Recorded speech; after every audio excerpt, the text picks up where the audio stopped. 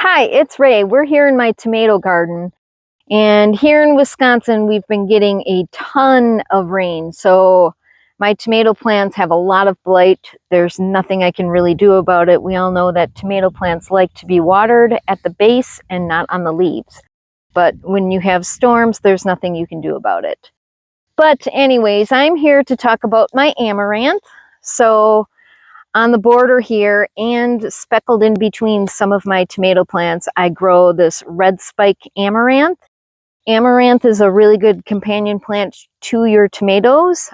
It pulls in beneficial insects and keeps pests away. So I do like to plant it with my tomatoes. I think that it's a very beautiful plant, and when you're first growing it, this variety, you can eat the leaves when they're young, and it's like a spinach. So it's highly nutritious.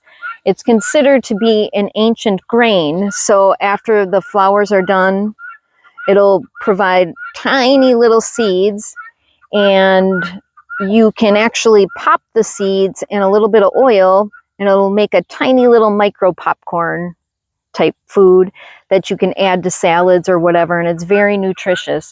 Just make sure when you're picking out an amaranth to grow that you are growing an edible variety. So make sure you do your research on amaranth, but I do love growing it. One thing to be aware of is that amaranth can spread widely in your garden. So this will produce so many seeds, it could become invasive if you don't keep up on it. But to me, I like it. I like to dig out the little plants and I'll put them all around my gardens and stuff. So just be aware that it can sprout up the following year, and it's easy to pull. But anyways, I have Chrissy here. She's pecking at my feet. You want a treat? What do you want today?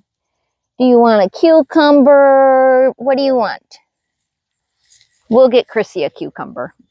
But anyways, this is why I like to grow amaranth with my tomatoes. Like I said, do your research if you're planning on using it as an edible, because I don't think all amaranth are edible. Or certain varieties are meant for the leaves, certain varieties are meant for the seeds. So just make sure you do your research on that. If you grow amaranth in your garden, please leave a comment down below as to what variety you are growing. I'd be very interested into what other people are growing. Thank you.